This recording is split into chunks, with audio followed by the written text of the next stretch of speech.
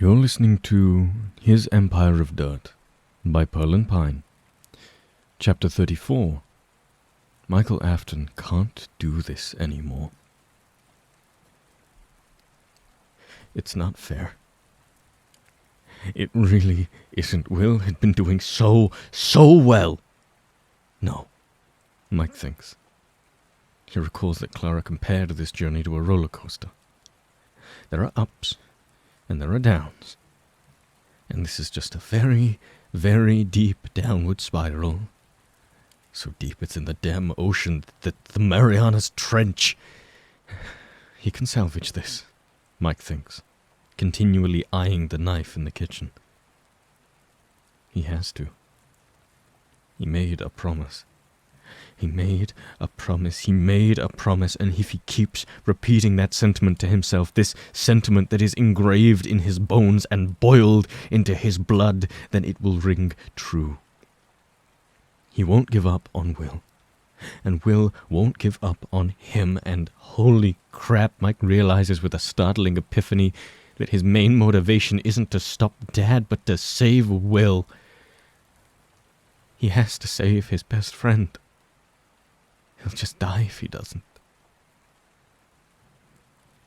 Now Henry is doting over William as if William is immensely saddened or even concerned that his parents have been reduced to ash. Will, tell me, are you okay? Of course you're not okay. Sorry for even asking. I just...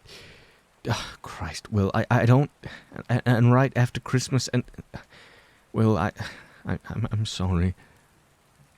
Oh, I'm guessing you didn't like the fire, Hen? William says in a deceptively soft tone. Thank you. It's no one's fault. It just happened. He means to add, and it was brilliant, at the end of his statement.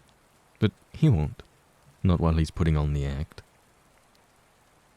I'm here for you, okay? I can't even imagine what you're going through. I'll do whatever you need. I'll be whoever you need me to be, okay?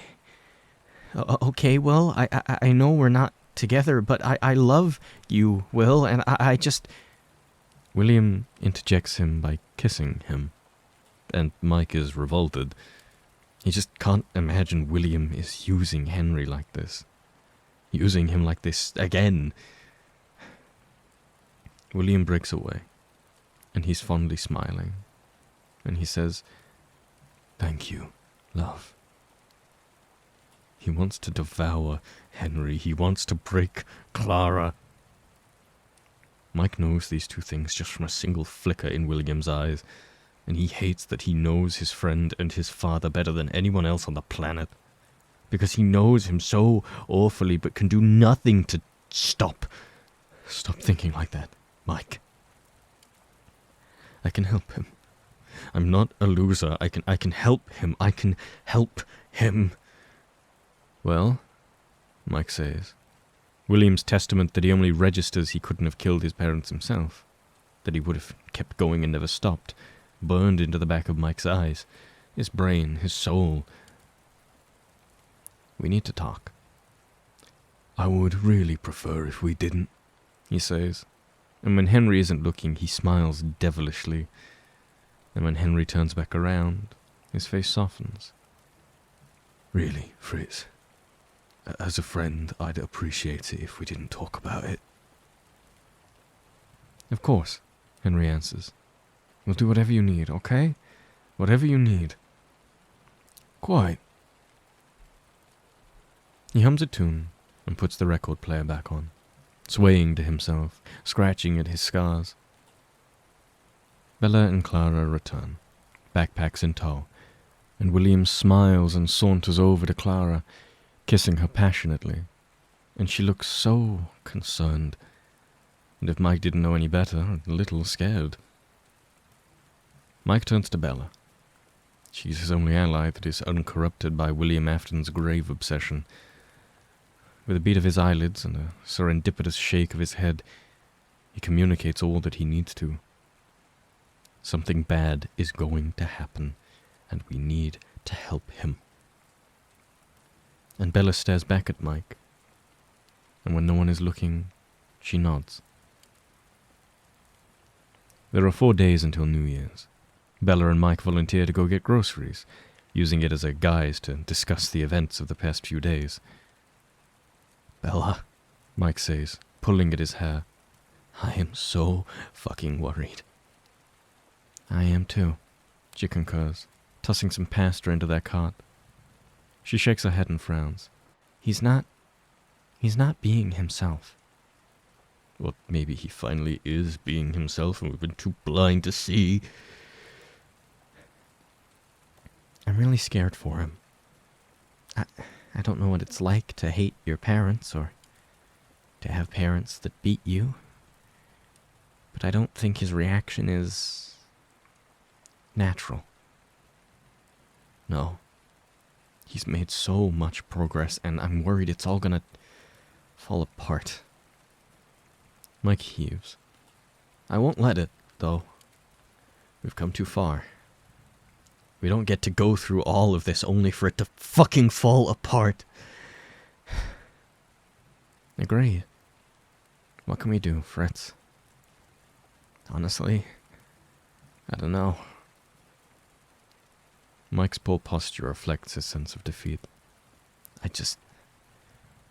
I'll talk to him. I'll keep talking to him. You make sure that Clara and Henry don't do anything stupid, okay? They're both way too in love with the bastard, and he's too much not himself right now. I can't have William hurting them. Not Clara and Henry. Not again. Whatever you say, Fritz. I'll keep an eye on the both of them, and you keep an eye on him. Agreed? Agreed. The rest of the shopping trip is quiet, aside from rapid beating of their hearts and timid feet barely gliding off the floor. The next day, Clara and Bella go out, and Henry, William, and Mike stay in. William remains all over Henry, touching his shoulders in the kitchen, his face in the living room, his thigh when they sit on the couch. It's as if to leave invisible imprints all over Henry's body to denote to any angels or demons looking, "See? He's mine. I have him right where I want him." Henry is oblivious to this, of course, only regressing back into the boy that will do whatever William wants just because he loves him so much. Mike's in the hall, because he's stolen a cigarette to smoke to calm his nerves, and he waits outside the door and eavesdrops. "Oh, have I told you how wonderful you are, Hen?" Henry, lightly laughing, probably shrugging and scratching the back of his head in timid admission. "Yeah, you have. Listen, Will, your head..." William, likely fighting a sneer. "What about it?" Henry, slightly panicking. Nothing. I just... Will, we agreed. Not until you're better. I'm not going back on that promise. I want you to be better. And I will keep waiting for you. And I will be here for you. But it's important to me that you're not in a relationship that makes you feel the things that you do in your journal. William? "Oh, none of that." He chastises lovingly, falsely, and laughs lightly. "I'm fine. My brain is fine." Henry. "Will." William. "Just tell me you're mine then." Mike interrupts by melodramatically opening the door and smiling as if he hadn't heard a single thing. William glares at him for but a moment before grinning once more. When Henry goes to the bathroom, profusely excusing himself as if a moment away from William will lead to the both of them dying, Mike sternly approaches William and accusingly points a finger at him. "Don't you do that." William innocently raises his hands. "I don't know what you're on about." "Will, please." Mike practically begs, and at that William finally looks inquisitive. please. You made a promise to be better. You have to keep going. I know what you're going through is awful and scary, but you said you didn't want us to drown with you. You can't do this. Not to him. Not to her. Not to any of us. Well, please, you've got to see that. Henry emerges from the bathroom, and Mike quiets. He expects William to roll his eyes or laugh the matter off, but when Henry sinks to the couch wrapping an arm around William, Mike's best friend is only staring ahead of him, searching for something that doesn't exist. The next day, when Mike walks into the apartment from work, Clara and William are the only ones there, and William is leading the dance the two of them are performing to the record player. He's not as graceful as Clara, but he's brasher, and he jerks them around in wayward movements that likely sends her stomach tumbling and his heart racing. The two of them are distracted by their dance, and Mike notes that Clara has a glossy look to her eyes, as if entranced, as if asleep, as if dead. And the music is loud enough that Mike can open the door and peek through without revealing himself. He watches William lean over and kiss Clara's neck, ravenously and selfishly, likely bruising the area. Then he moves to her ear, and Mike isn't great at reading lips, but he knows he's saying something like, "You're all mine, aren't you?" Clara doesn't respond, only continually swaying with him, until William repeats the sentence once more and adds, "I'm gonna take care of you, love. I'm rich now. I will give you the entire world. Just be mine forever, Clara." Before Mike can stop it, William reaches into his pocket and withdraws a tiny vial, and he stretches out Clara's limber arm and trickles the substance onto it. He presses his nostril to the white powder and inhales it. He kisses Clara right where he had used her. "Fuck!" Mike thinks, and he throws the door open. Clara startles, pushing herself onto William's tall, never-protective frame, shrinking into herself in a way that does not become her. William's grey eyes are nearly entirely consumed by his pupils, and he's laughing and moving a bit erratically. Mike doesn't know where the fuck he got coke from, but he knows he can damn well afford it now. "Home from work," he sternly says, and William chuckles a bit because he knows he's been caught in the act, and it makes Mike think of when he saw Dad and Mom right after Lizzie died. Mom's vacant look in the mirror, Dad promising to fix her. And with the sharp realization, Mike realizes that in a perverse, sadistic way, Dad probably left the door open on purpose, just so Mike could witness how fucking strong and powerful he was. Clara's so red in the face one would have thought that someone had walked in on the both of them having sex.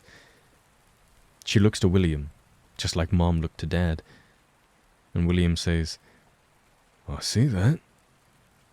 And there's a terrible glint in his wide eyes, and Mike is just a little kid once more. He's had enough. With only a couple of days until New Year's, Mike grabs William by the wrist and brings him into the hall, slamming the door behind him. "What the fuck are you doing?" Mike demands, and William narrows his eyes at him. "Mourning the loss of my wonderful, doting parents, Fritz," he deadpans, and he chuckles to himself. "William, you keep bloody talking, it's driving me mad. I'm so fucking sorry that I'm worried about you and that your behavior is fucking insane. Stop calling me insane. Stop fucking acting like it then." They stare each other down, and Mike hasn't been so mad with someone in so long, and the natural feelings of animosity linger in his gut like an old relative that he never wanted to see again. "You're using the both of them. What happened, huh? Was it all a lie? You never wanted to get better? I see clearly now, Fritz. I see what you cannot. William smiles devilishly.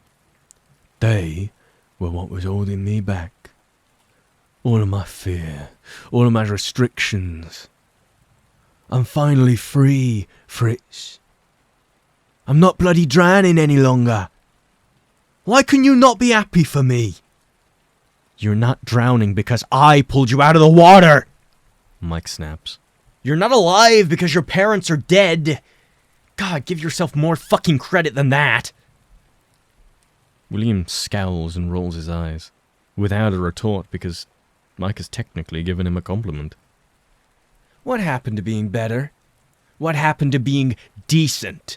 There's no such thing as decency. Not in a goddamn world like this. William interjects. He folds his arms across his chest and bares his grey, icy stare down at him.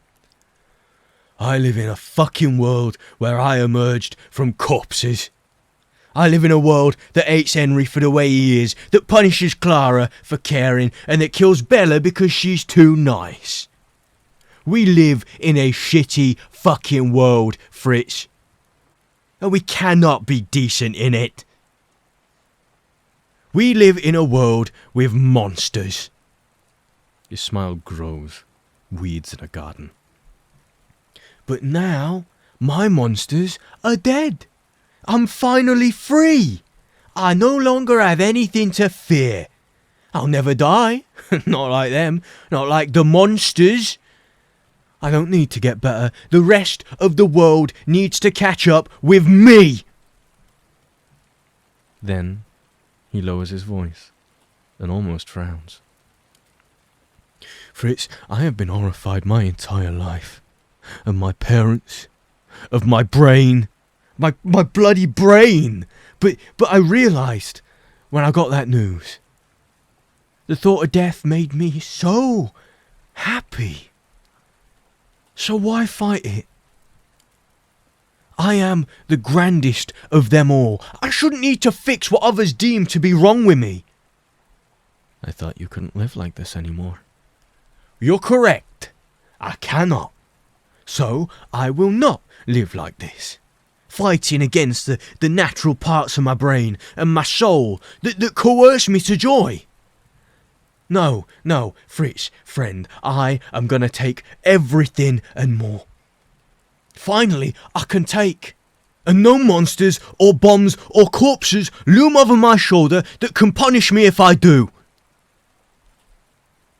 He leans forward, the devil tempting Eve. You are my best mate, Fritz Smith. So I will take for you as well. I'll take for all of them. But you know what, Fritz?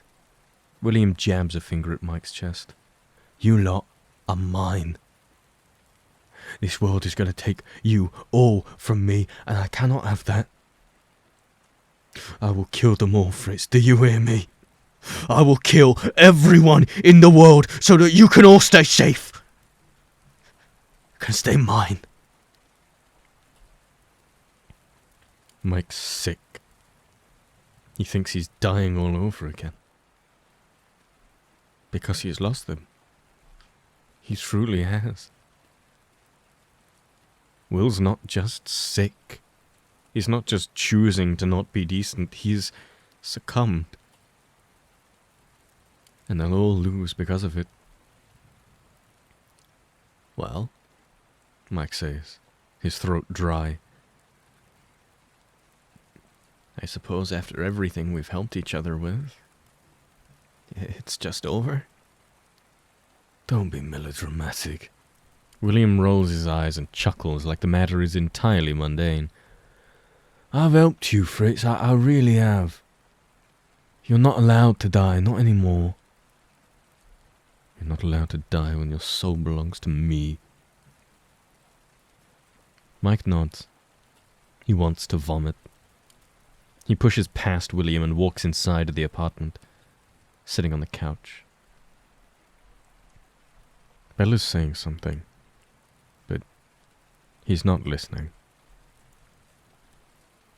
He just stares at the knife, holding back tears, knowing he's going to miss his best friend, and he's so sorry to Evan and Liz and all of them. But he has to void them of existence for this. The reason for Mike to be in the past wasn't to fix Dad. That would always be impossible. It was like asking God to care for his mortal children, asking the devil to forgive his bastard father. No. Mike realizes as he stares at his hands pooling with imaginary blood. The reason he was sent back in time was to kill his monster. He thinks he would cry. He doesn't. He's just empty. Maybe he's being drastic, but really his entire life had been dictated by ultimatums. Obey Dad or die, be a good brother or die, fight off animatronics or die. He thinks of this as his body, without his mind begging it to, traipses across the floor in the midst of the night. Everyone is sleeping. Good. They shouldn't have to see this. Lifelessly. Because he's always been lifeless, he supposes. He grabs the knife from the kitchen, and he creaks open the door to William's room. Thankfully, against all odds, William is asleep. Clara is in his grasp, his arms around her like a cage. Mike doesn't feel real. Is this how William feels? When he doesn't quite remember where he is? One moment Mike was in the kitchen, now he's in the bedroom. How many steps has he taken? How many breaths has he inhaled and exhaled? What's even his name? Is he Mike Afton, or Michael Schmidt, or Fritz Smith, or a combination of all of them at the same time? He knows what he's composed of, though. A broken promise. I won't give up on you, I won't give up on you, I won't give up on you, I won't give up on you, I'm sorry, I'm sorry, I'm sorry, I'm sorry. I'm sorry, Mike mutters. And he's not empty anymore. He's overflowing with sadness and tragedy and agony, and he feels piloted by the animatronics once more. He's never been himself. He's just a vessel for Dad. A vessel for evilness and vileness, and he deserves to die. He really does. Especially because he's about to kill his best friend in the whole world. The monster. The monster. And Mike raises the knife in the air. And everything is so quiet. And then the door opens wider, and Henry walks in, yawning. Well, I didn't mean to wake you, but... Mike freezes, and Henry's eyes go large behind his glasses, and his face cycles through all of the stages of mourning before eventually settling on alien, desperate, strange, sorrowful anger. And he yells, and he tackles himself into Mike. Clara shrieks as she jolts awake, and William similarly bolts upwards, shielding her with his arms at a potential intruder. Mike thrashes against Henry, tears choking him as his head bangs against the floor.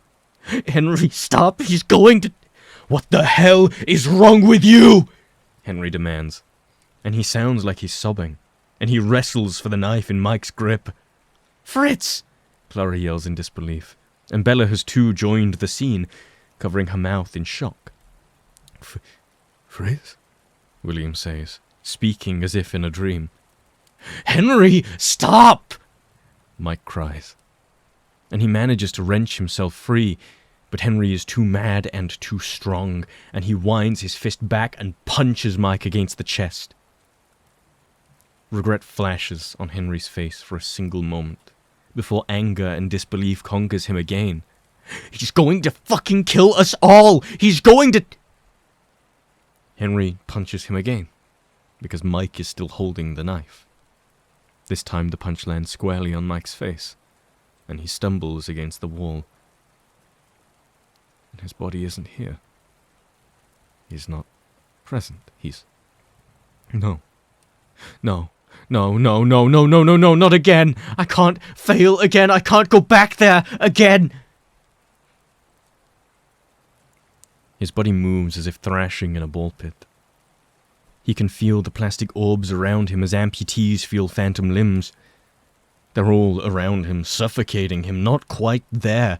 Stop, stop, he begs, and his voice sounds both far away and emanating from nowhere all at once. Stop, stop, I don't want to go back. I don't want you to all die. Please, no. And Henry throws him against the wall. And the last thing Mike hears as blackness dots his vision is the knife clattering to the floor. And William saying, "Don't hurt him!" And then Mike wakes up. He heaves, padding all over, and he jolts upwards. And he's not in the apartment, but he's not in the ball pit either. He squints around at his surroundings. He's not in an alleyway. That's new for starters. He's in the middle of the street. He knows the street. But he doesn't care. He's not home. Not real home, at least. He's not getting high with Bella, or cooking with Clara, or drinking with Henry, or speaking with Will. He's not home. He's gone. She fucking failed. And he doesn't care where or when he is. He just misses his friends. And he does what he does best. He sobs his fucking heart out. Will, he cries. I'm sorry. I'm sorry I broke my promise. Just like he breaks everything.